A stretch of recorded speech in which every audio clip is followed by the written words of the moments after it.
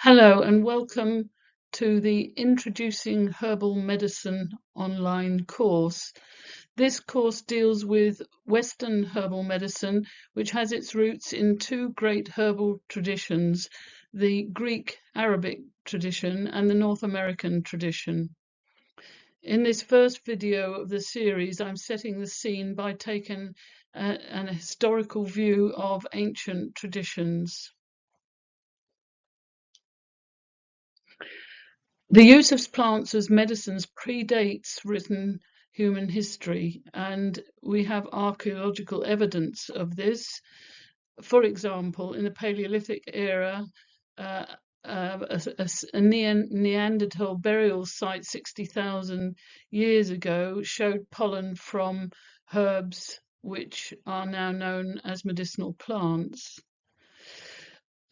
Also, Otzi, the Iceman, who was discovered in 1991 at the site of a melted glacier, had herbs on his person which were thought to be used to treat the parasites which were found in his intestines.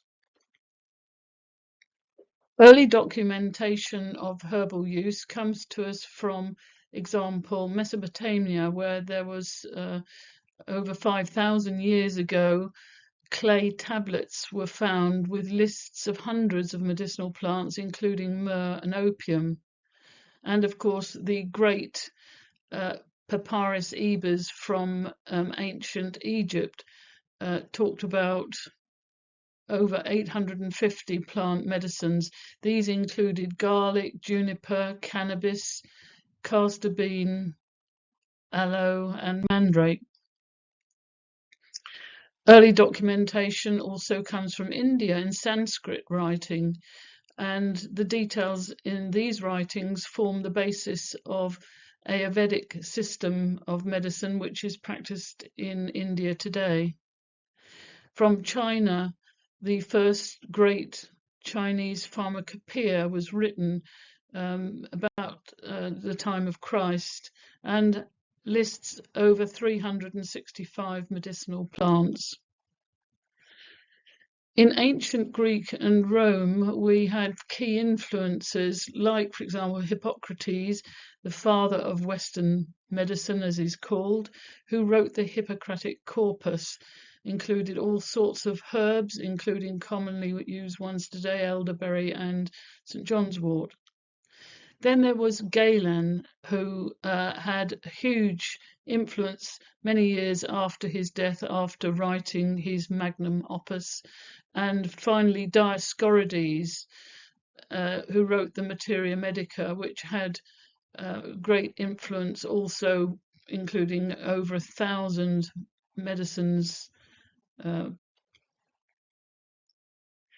So in North America, native medicine, the belief was that there had to be a harmonious relationship with nature to promote health, and living out of balance with the web of life promotes illness.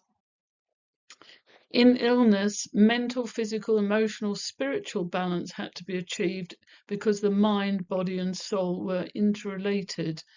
And their materia medica was vast, and there were some which are still commonly used today: aloe, black cohosh, echinacea, ginseng, American ginseng. The practitioner in those days, when selecting a plant, would sit in front of the plant and request permission from the plant to be used, and the plant was only picked if the picker sensed an intuitive feeling he could go ahead. The picker would take only what he was wanting and not just deprive the environment totally. This allowed the plant to replenish itself, and in fact the picker might even leave a gift. So in summary, herbal medicine is common to all human societies, and we have evidence dating way back into prehistoric times that was so. As in prehistory, Human herbal know-how was passed from word of mouth in earlier times, as it is still in some human cultures in remote places. Written use of the herbs dates back to ancient Greek and Rome, where it was well documented and formed the basis of modern herbal medicine. North American native herbal practice varies from tribe to tribe, but details of their extensive materia medica and their therapeutic practices was documented by earlier colonists, so that we're able to appreciate this very different and environmentally sympathetic view of herbalism. We will see in the next video how Western herbal medicine emerged from these origins. So thank you very much for your attention.